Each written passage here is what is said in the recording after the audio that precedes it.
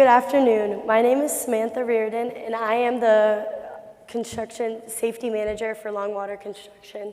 I would first like to start this off with a big thank you to ABC, the industry professionals, the sponsors, and most of all, Haley, for putting together another amazing construction management competition. My name is Austin Mader. I'll be the senior superintendent, and I would like to thank all our trades workers in the industry and that their work does not go unnoticed. I'd like to start this out with a safety moment, as we do in all of our team meetings. With spring break right around the corner, I'd like to remind everyone to stay properly hydrated, to use sunscreen. If you're going somewhere new, never travel alone. I would like to give a big congratulations to the LHPS for putting together an amazing project, and Longwater Construction could not be more thrilled and honored to be able to bid on this project. With that being said, I'd like to turn it over to our main man, Project Manager AJ Ewing. Thanks, Samantha. I'm AJ Ewing. I'll be your primary contact and project manager on this project. The leaders at Longwater have put together a top-tier team from our education division based out of our Orlando office. Let's take a quick glance. Longwater has done $700 million in education revenue in the past 10 years. Quality is the key to our success, and this is evident in our 98% client satisfaction rate, which translates to our 94% repeat client rate. Speaking of relationships, since 2019, we've completed 3 projects with LHPS and Schinkel-Schultz, resulting in $5.7 million in savings and saving a cumulative sum of 16 weeks. And thanks to my man Davis over here, we provided $2.8 million in VE options.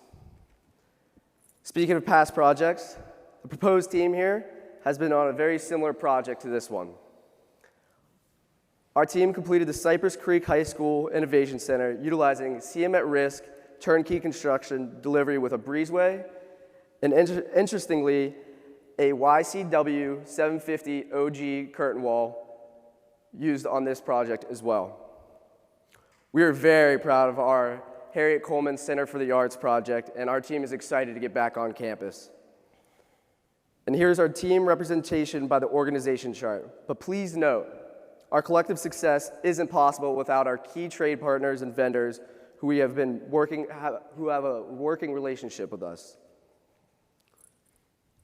Here's our detail on the resource commitment to you breakdown by key team members through procurement, construction, and closeout. Speaking of key team members, he may not be the Brad Pitt of Moneyball, but he certainly is the Jonah Hill. My man, Davis Deese. He's an introvert, but man, is he good at numbers. Thanks, AJ. But that just means I'm going to be saving this project money. Yeah. Based on this pricing, from step 1, $25.1 million, to our total price of $29.7 million in step 2, we believe that we are confident that we will fall within this project's price range. We're excited to build our relationship with LHPS that shows accordingly with the aggressive contractor fee of 3%. This is the project's major scopes breakdowns, with MEP openings being 40% of this project.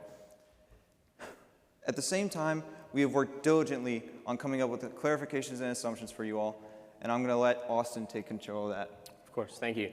Yes, as we were going through those drawings and looking for those assumptions and clarifications, we noticed the beautiful finishes from the design team. However, we have put in a $90,000 allowance to protect these finishes. We also want to acknowledge the elephant in the room, which is the long lead times on these switch gears. That is why we will be providing a switch gear that will allow us to have the building done on site. We will also be providing a temporary chiller because this is necessary for us in conditioning the building, which will drive our schedule with the finishes. Our self-reform group over division has to compete. We average 7 to 10% cost savings versus our competitors. In-house allows us to stay on schedule, manage safety, and deliver the best quality. Absolutely, Austin, thank you. Every now and again, you may ask yourself, why? Why Longwater Construction? What is our competitive advantage? Well, first let's talk about why should you trust our numbers. According to our benchmarks of this project, This falls between $350 to $370, and we're right in there. There are also exfiltration VE options, which I'm going to let Austin take over again. Yeah, so on one of my previous projects at UCF, we actually had the same CPX exfiltration system proposed. But after working hard with the architect and engineer, we actually were able to install an injected molded polypropylene copolymer system. This system did not rust or corrode, and was also easier to install. And didn't it save us a few bucks at UCF? Absolutely, Austin. With this project, it would save us $550,000, but still keep the quality of the original exfiltration system. Now I'm going to formally hand it over to the guy that wanted me to put a new set of DeWalt power tools in the estimate, our superintendent, Austin. Thank you, Davis, for that formal introduction. However, I might have to revoke that invitation when we go hog hunting next, so just keep that in mind. Our first key risk is your Highlander safety. Along with basic safety, we're going to account for health and air quality. By doing so, we will be installing MERV 8 filters during phase 1 and 2 of construction. We also want to maintain an active campus. We will not interrupt with any drop-off or pickup period or any extra driving that occurs after school hours. We also know that there are supply chain struggles. That is why, with our good relationship with subcontractors and our sub-buyout and early submittals, and the help with the owner and architect, we will be able to overcome these challenges. Lastly, we can't ignore the shotcrete, hydrovac, and blind pigs. Our work breakdown structure for this building is to erect the steel from the bottom up in 2 phases per floor. We will go in an east to west progression with a 13-day cycle time per floor in erecting the steel. And then, once we're ready, we'll be going top down with our in-house interior build-out with the same 2 phases per floor in the east to west progression. This cycle time will take 88 days for framing, hanging, and finishing of interior partitions. Here's a schedule summary. For phase 1, our project is going to take 17 months duration. With the addition of phase 2, we'll have a total of 22 months. With this, we show our site mobilization with our site logistics. Since we'll be working on the Innovation Center, we want to make sure that there's proper egress from the Harriet Coleman Center and Johnson and Hale Hall, which we have shown in the images below. Now, this might look a little confusing, so I'll show you an easier understanding in a bit. But one thing I want to talk about is the utilities and foundations, and one of those is the exfiltration system. Hey, Safety Sam, are there any safety hazards with the exfiltration system? Yes, there are definitely safety concerns. With the excavation of about 15.5 feet, we want to take as many precautions as possible. So we are using tiebacks and shotcrete to acknowledge these risks. And here we have our site logistics of our crane to erect structural steel and curtain wall. And once we get to that south side of the building, we'll be doing blind picks. Are there any safety concerns with a blind pick? There are. Many other GCs might think a blind pick is too risky, but with our 11-year incident-free crane hoisting record, us at Longwater feel like we're very confident to be able to maneuver this. So here we have that easier model that I was talking about. Here you'll see us start with that exfiltration system, and then we'll move into those foundations. We'll then start to erect the steel from that bottom to top with that 13-day cycle time. After we get to that rooftop, we'll begin to work on the curtain wall. We'll start on that curtain wall, starting on the west side of the building. Once we start on the west side, we'll then progress to the north side of the building. Once we go from the north side, we'll go to the east and then the south. One thing I also want you to notice is the artwork located on the site fence. We are requesting that you have your students help us decorate our site fence to help raise awareness for mental health in the construction industry. And here we have phase 2, part of the addendum 6, on the egress route for once the Innovation Center is in use. We also show that we will demo Hale Hall first while installing the exfiltration system and then demoing Johnson Hall. With that, I'd like to pass it off to Safety Sam. Thank you, Austin. There are 6 safety areas I'd love to focus on, most of them pertaining to the fact that we will be on an active campus. So we will have to redistribute traffic, keeping exhaust, dust, sound away from the school, and whenever there needs to be electrical shutoffs. With this, will be coordinated with the school to make sure absolutely no academic or extracurricular activities are affected by our presence. Another one is fall risk. We will be using OSHA-compliant guardrails and fall arrest davits on the roof to mitigate these fall risks. And we all know how crazy Florida weather can get, so us at Longwater, we follow a strict weather protocol to make sure the site, materials, students, and workers are all safe no matter what inclement weather arises. And the last one is site security. Being on a job site with students there, we want to comply with the Jessica Lunsford Act, and everyone gets background checks before they are allowed to be on site. Thank you very much for the presentation today, and certainly the level of detail in your proposal is a sign of how much work you've been putting in the last couple months leading up to this. One of the things we're keenly aware of as we're discussing this project with all of the potential bidders is just the environment with cost escalation. Can you talk about what considerations you've made in that contractually and any conversations you've had with key trade partners? Yeah, I'll go ahead and answer that. So with being in the Orlando area for over 80 years and our great relationship with those subcontractors, we will be ready at that early submittals, ready to go once we get that notice to proceed.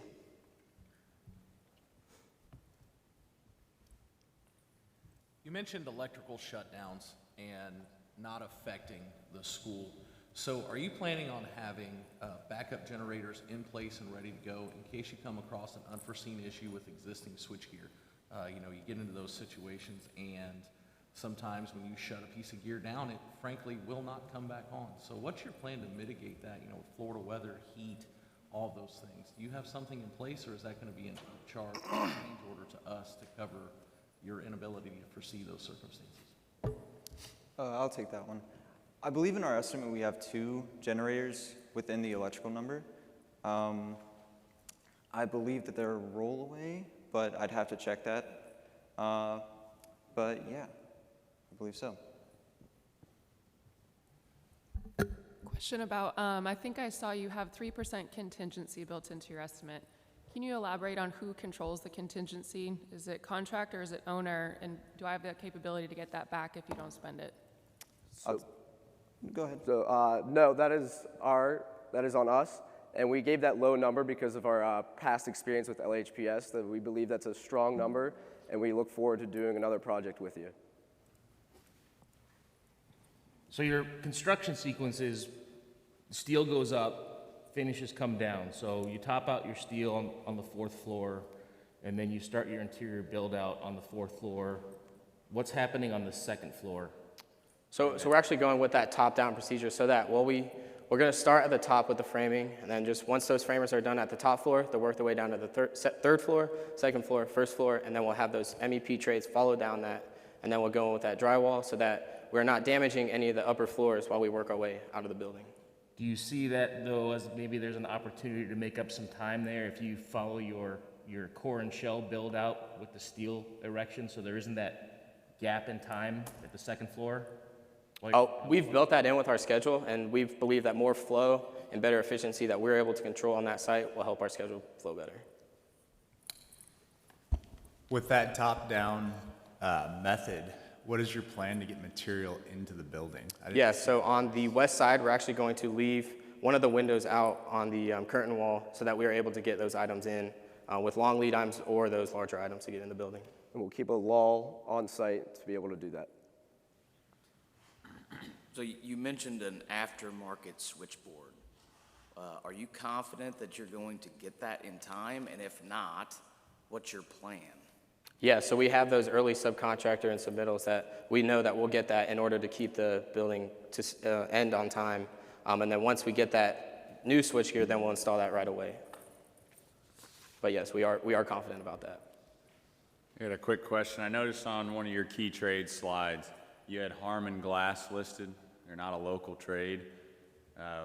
What's your all's gut feeling that you can get them to Orlando to perform this job for you? We've been working with them for 20 years. We have close relationships with them. So we are very comfortable. We've been working with them in the Orlando area for those 20 years, and they haven't let us down since. So. Can you speak to your quality control plan for this project and some specific initiatives that you will employ on the project to ensure that we get a quality facility? Yes, we are very proud of our quality control plan and our rework rate, which is a lot lower than the industry average. And we have a project dashboard that proudly displays out our quality control measures, and anyone on site is very easily able to see it. and our quality control manager recently brought home this award for having an amazing last project where quality control plan was followed outstandingly from start to finish. We'll also be using clash detection and prefab and mock-ups to maintain the quality. And how do you intend to engage our committee with the mock-up review process? What was that? How would you engage our ownership and the stakeholders in the mock-up review process? With our project dashboard, we will have all those mock-ups on there, and as an owner, you will have access to that. We believe our mock-ups are strong, but if you have anything extra to say or any input, we're happy to take it in consideration. This question is for AJ.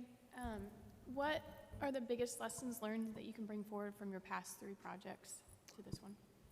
In the Orlando area, being in the Orlando area for 16 years now, it's the weather. You never know what's going to go on. So having that emergency evacuation plan, working closely with Sam, that is going to be the most important thing. And having educational experience, kids are the #1 priority when being on an active site like that. So we will work closely with the school, and if they need us to shut down the site for the day, we are happy to do that because that is our #1 priority. How are you going to maintain a schedule if you're shutting down the school for a day?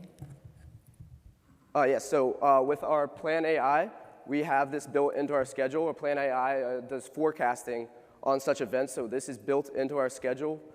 We've been doing educational projects for 80 years now in the Orlando area, so this isn't uncommon, and we have this built into our schedule, and we're ready for whatever's to come.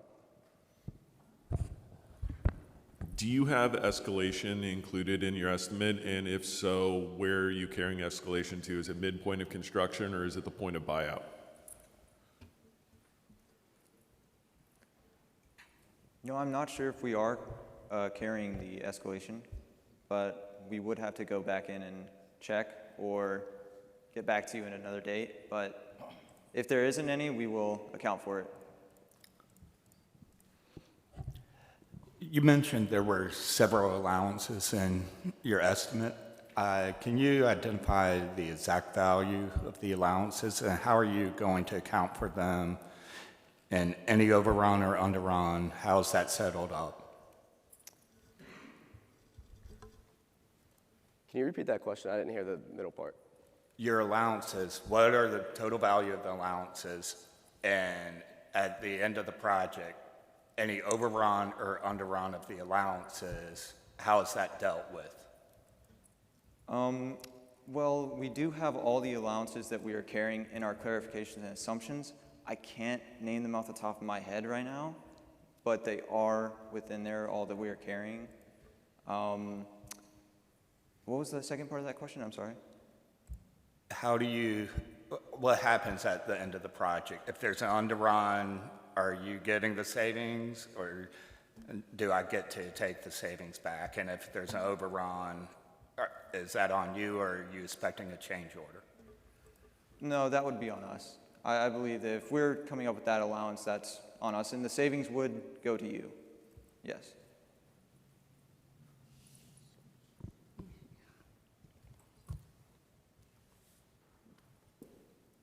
Any more questions?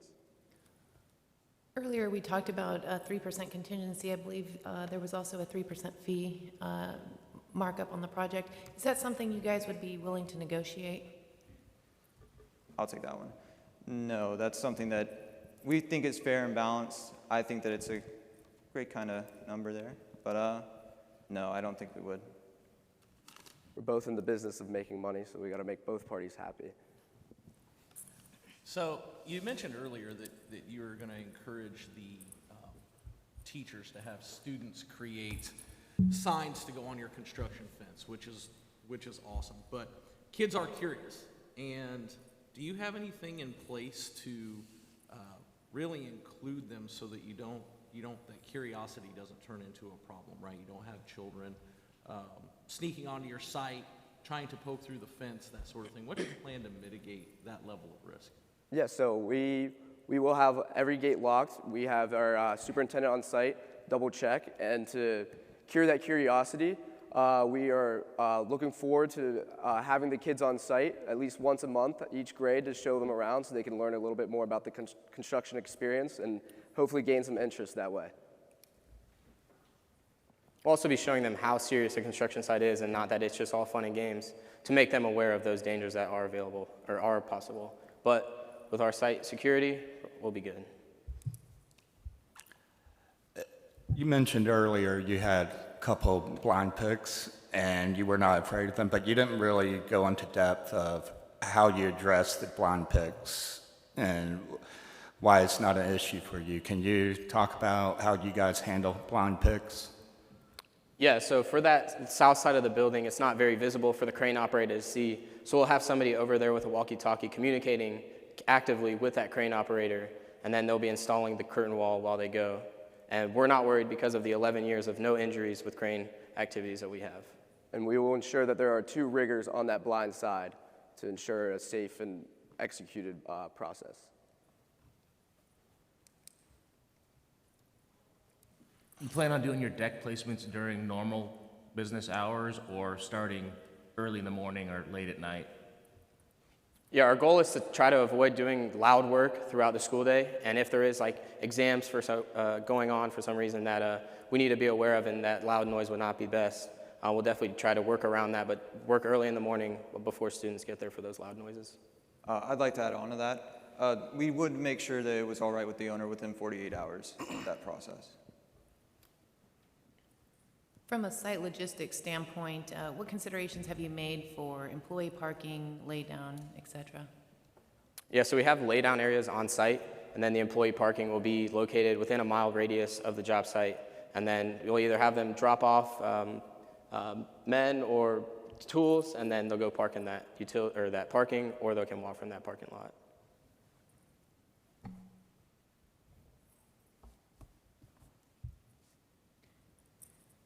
As we round out, just a final question, in evaluating multiple folks today, what do you think is a key distinguishing factor on why we would consider Longwater?